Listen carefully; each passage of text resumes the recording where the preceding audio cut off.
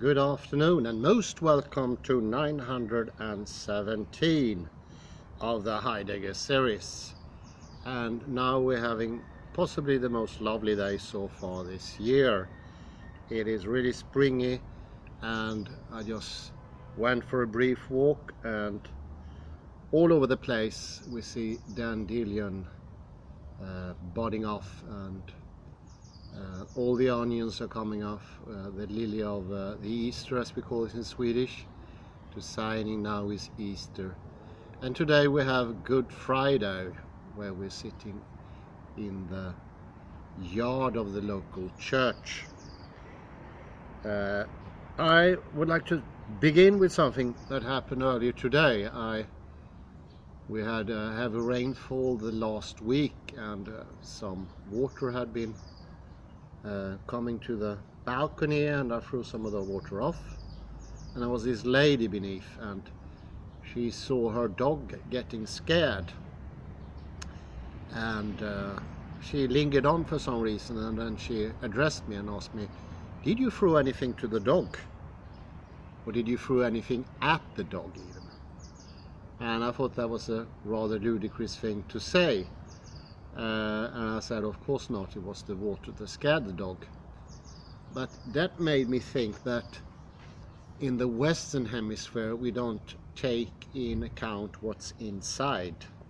The inside is something hidden and not part of the equation. Nobody mentions the inside. And I was thinking to myself, how is such a person constructed who thinks a complete stranger like me would throw something at her dog? It's completely ludicrous. So there is something inside, and that is never mentioned in Sweden. And I remember a similar debate I had. Well, it wasn't really a debate. We went to a release party for a friend of mine, his books. And there was this lady, she asked me, why are we doing this book project? And I mentioned my own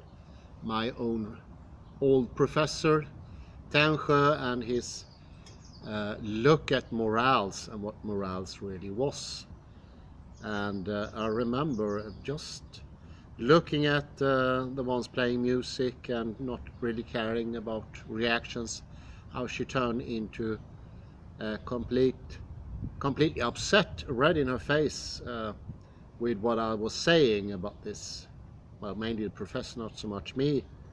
He was shocked there was no longer the morale, and I have to add, this professor is advisor in questions when it comes to ethics within medicine and the educational system, and also the political system here in Sweden.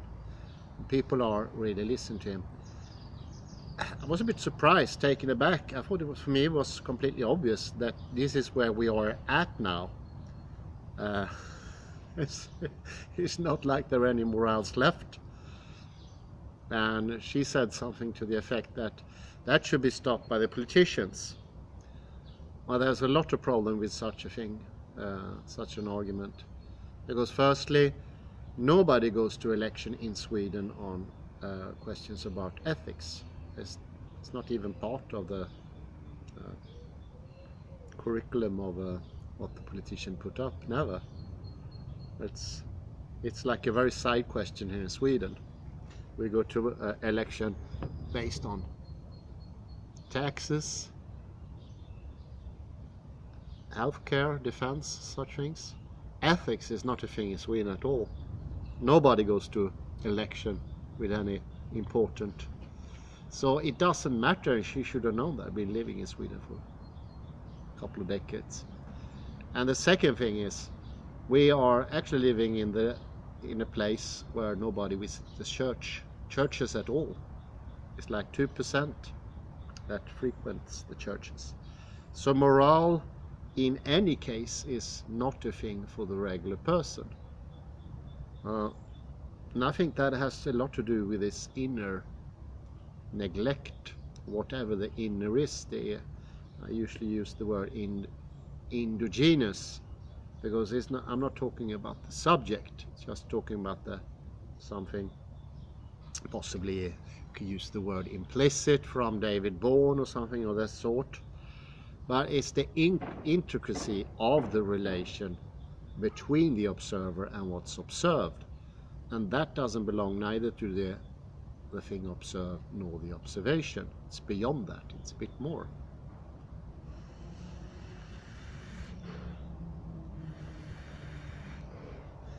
And people here are keenly unaware of that. Everything that is mildly inner is always just projected to the subject or the person or something like that. And then, of course, it's not part of the general debate. It's not necessary information. It's not knowledge. It is views or opinions or emotions. So the logic that is already established does what it does. It establishes things and also tells us what things can be observed and what we can do. No, it's not. We're not really an introspective people as well. We never discuss these things much. And since the turn of the last century, when we imported analytical philosophy, and above that we got industrialized on a big scale, we sort of took that new way of being to our hearts and fully imply that in all areas of society. And not to forget the couple Myrdal, who completely changed the scene in Sweden forever. And they even call people material, the population material. And that stuck, I think. This is how we see people today. So often when I read text who are shocked by that, there are some people who think that we are just flesh robots or something like that. This is the established view in Sweden. There are actually no side views. I would say that's also completely acquired by the Swedish church. Just the fact they use psychologists to investigate whether a priest is sane or not. Psychology doesn't accept any talk of a soul or anything eternal or anything like God. That's out of the question there. Could be at best some sort of additive or something ad hoc you put on the rest, like a loincloth or coat that you take on. You can take it off, but it's an extra. It's not part of reality really. It's an additive. Once that is established, of course, those things sort of goes to the background. They're no longer present. But I would say it doesn't really mean just because our subjects can't see it, that doesn't mean they disappear. That's two different things. Even if something is not of the local debate or the general debate or is not in your head, reality just doesn't care what you think about the world. Reality is something different than what you think. I think that's a decent proposition to put. And it doesn't give a damn what you think or not think. And I always thought that about Tännsjö. He didn't seem to realize that he was basing his philosophy on the general opinion, what everyone thought. But we need to base, well, we shouldn't, I don't know if you should base morality on anything. Should it be based, isn't that a modern idea, to base something on something else? Doesn't that make it weaker? Doesn't it take away a little bit of the force? It's like saying, I want to have a gingerbread, and instead adding, I want to have a gingerbread because, adding like 50 sentences or some sort. Does that add? I don't know. We can deconstruct it and say, those supplements, Derrida would say, do they really help the thing? Seriously doubt that. What we need is to go back to before somehow, and to the core of things, and see how experience develops. We should ask the why question. And before we sort of ask the why question, we are stuck in the what question. What is reality? And this is how it's formulated today in the general debate in Sweden. Nothing else. No one speaks about the why question. And I think that should actually be a question, because it's a legit question. Absolutely legit. And oddly enough, that's a question that physicists asks, because they have to, otherwise it doesn't make sense. Otherwise it's no use doing physics. But for some reason we seem to think that what question is more than enough to go around your daily life. And most people think everything would be the same, no matter what we think about the what question. Yeah, I think that's probably true. If you don't, it doesn't really matter what sort of what question you ask or what sort of answer you get. Possibly a little difference, but not much. The only thing that differs really, that actually makes some difference, is how is experience coming up. That could change a lot. Once you have a reality, a ontic system, then you're stuck. There is no freedom of, there's no leeway to invent anything new. Everything as it is in and now. And it's a certain stuckedness. And most people, when I tell them, well, this is what science tells us today, I get these blank eyes. It's like there is no possibility of something else than now. This is now stuckedness. Obviously, science in some aspect will be completely different in 100 years. It was completely different 100 years ago as well. So this is obvious to happen. But that doesn't seem to be a possibility. I think most people today don't see the future as a possibility anymore. Not because it's grim or horrible, or we are coming closer to the environmental disaster, or an earthquake, or maybe a meteorite gonna hit the earth. No, it's just they can no longer literally fathom the future. That's not part of their thinking anymore. And I think that's rather odd. This is one of the oddest things there can ever be. How can you reason that way? It doesn't make any sense. Well, most of the ontic thing doesn't make any sense if you really look carefully into it. We swallowed maybe the most weird decision ever, a uniquely Western decision, not copied by anyone on this earth, and we got stuck with it.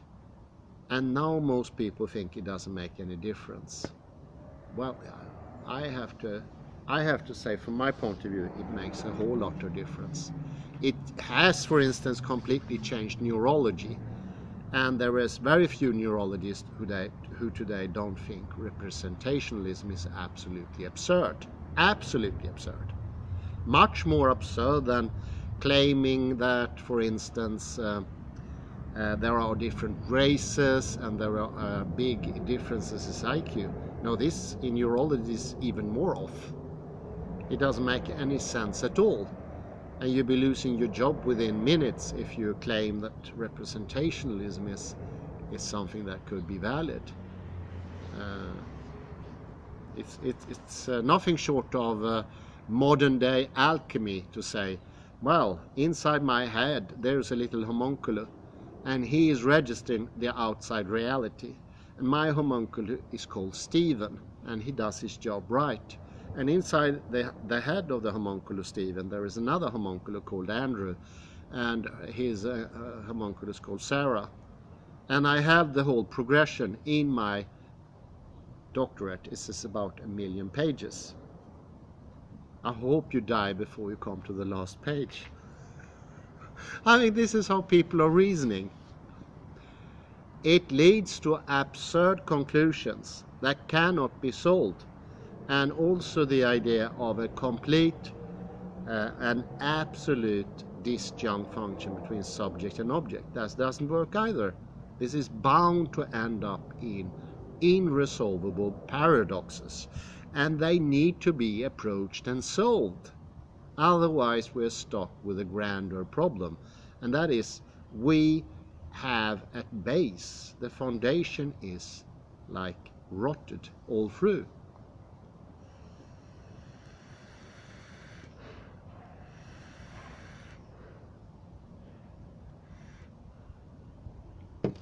And of course, this is once more a deconstruction of this common reality view. And by looking at these things, one usually discovers, wow, how could I? But usually was most amazing to me when I do deconstruction. And that, of course, started with a mirror.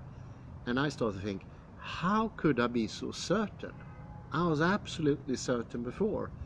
And all of a sudden this hesitance starts to come. And then you start to think, I never thought about that. It's like a grand part of the mental space or the mind space was blank. It's not like I thought and had a view within this part. It was completely blank. It was nothing. And that is a sort of a different exploration altogether. And for me, it turns out to be incredibly important. In the beginning, it didn't feel important at all. I don't know if I told this thing that it was actually a discussion I had with someone when I was really into Derrida. And he thought it was very interesting with this thing with iteration instead of reference. That all words are iterations. They are similar but not exactly similar. I would have reckoned that Derrida got the word iteration from fractal theory. I don't know. It would be interesting to see though. And he used that to sort of deconstruct the idea of an absolute signifier and an absolute signified. And iteration shows that actually you can't make a dividing line between the signified and the signifier. It doesn't really make sense, because difference is working both between the signifier and what is signified. For instance, if I'm talking about the pine tree, that will sort of differentiate from an elm tree, but also the word pine, elm, they are different. So you see, in the tree itself, the signified, we have differences in how they look, and in the word there are differences between elm and pine. They're pronounced differently, have different lettering. And somewhere you have this same thing. You come into a homonym or you come to synonym, and you start to understand, well, that could actually be turned the other way around. And it could be trees that looks completely similar, but they have different words, like well, the word elm also means giving to someone who's poor. Then in the end it stopped to make sense. Where do you actually draw the line between signified and the actual sign? Where does it start? And then Derrida suggests these iterations, that both sign and signified are all iterations, differences. And this friend of mine, he said, it was really interesting, he said. I really liked that. And then he started joking about it. He says, well, it's bound to happen. Maybe we were coming up to a big conference, and the bound to happen in this conference is going to be a big fight about iteration and intention. I think intention was the word I used instead of signified. And sign, intention, extensions. Bound to be a big blowout, and people are going to be to blows and everything, and like a joke, like it didn't mean anything. I was joking myself. I didn't feel in my heart it would make a big difference. I still thought it was interesting. And I think it took only 2 months, and that really happened, because it really makes a difference. You're not even aware that you have this idea of representationalism or whatever it is until you go into it and actually do the work of analyzing, discover. And he got absolutely stark, starving mad, not at me, but at Derrida. He said he was an abulation. What is it called? Abomination. Abomination. Styggelse, we say in Swedish. He recovered later, and I was allowed to write an article in his magazine. But I always remember that there is nothing harmless. Well, it's not harmless, the thing that Derrida is doing. It's gainful, and it has effects. Whereas in many cases, the texts he goes into, they wouldn't have an effect without his deconstruction. And especially John Searle, of course, for some reason. John Searle is one of my favorite philosophers, because he is so close to deconstruction that he's almost there.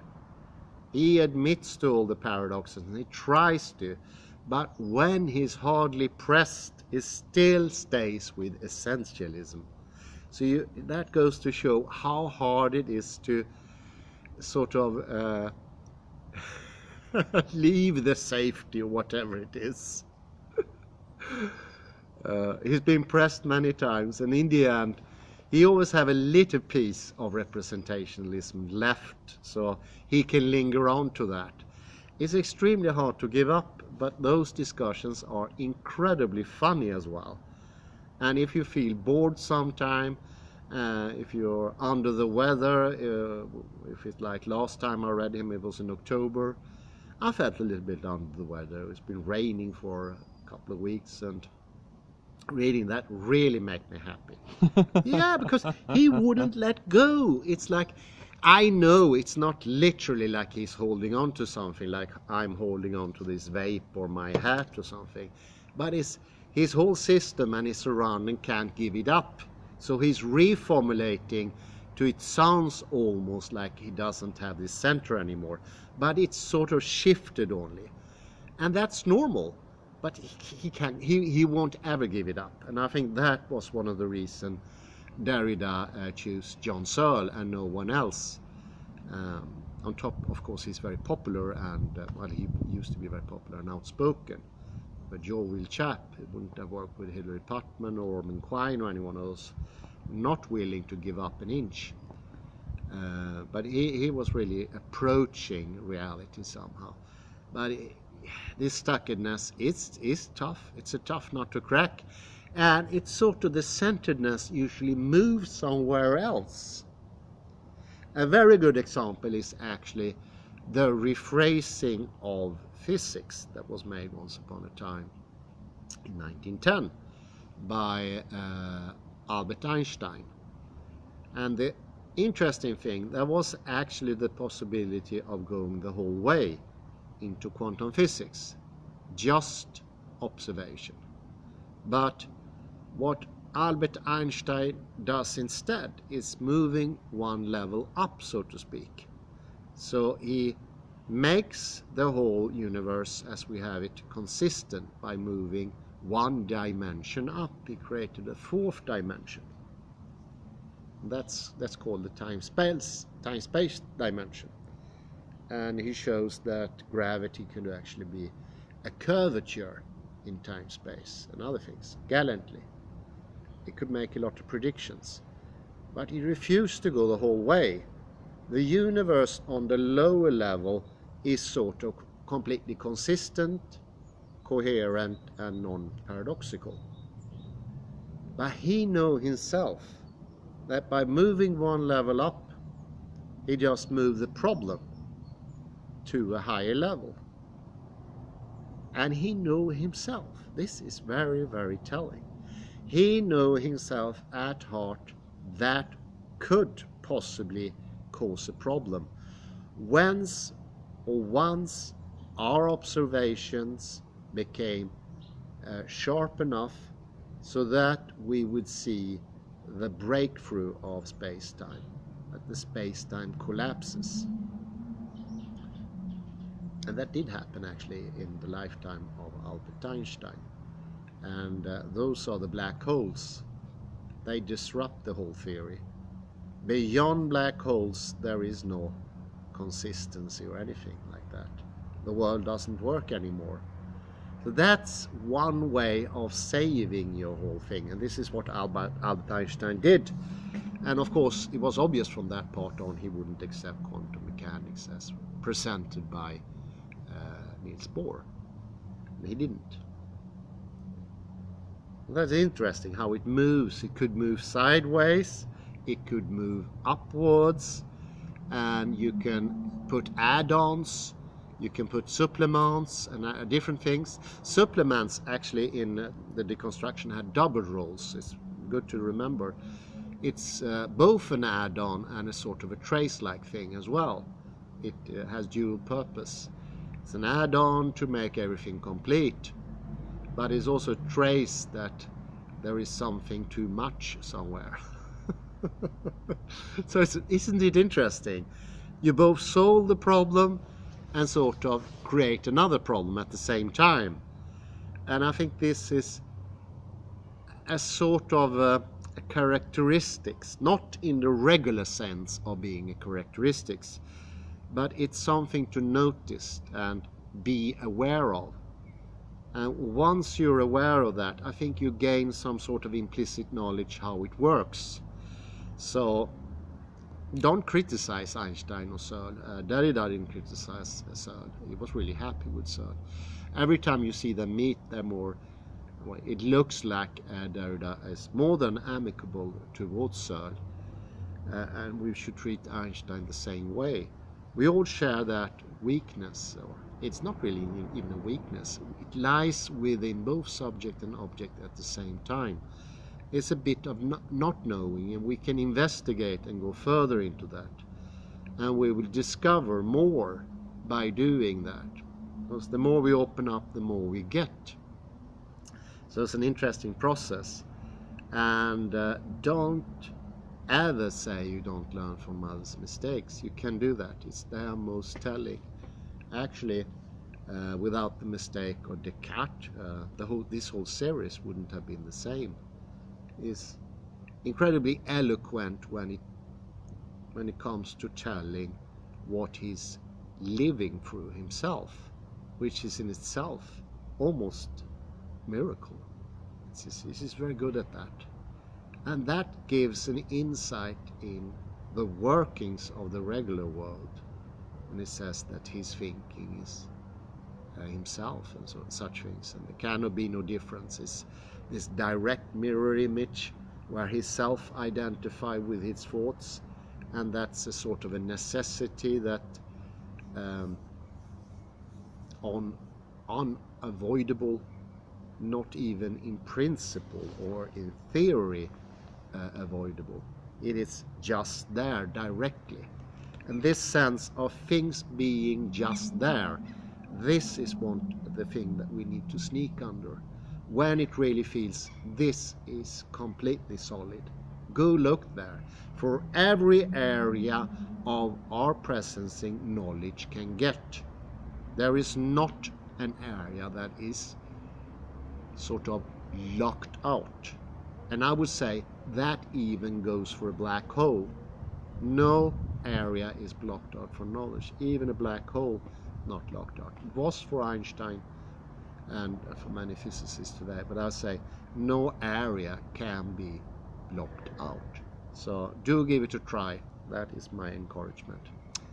And I say thank you very much for this lovely afternoon. Maybe have a look at the Easter lilies. I don't know what they call in English, but they are lovely. We use them to show that Easter is coming close. Well, Easter is almost here. God's Friday. Thank you. Happy Easter.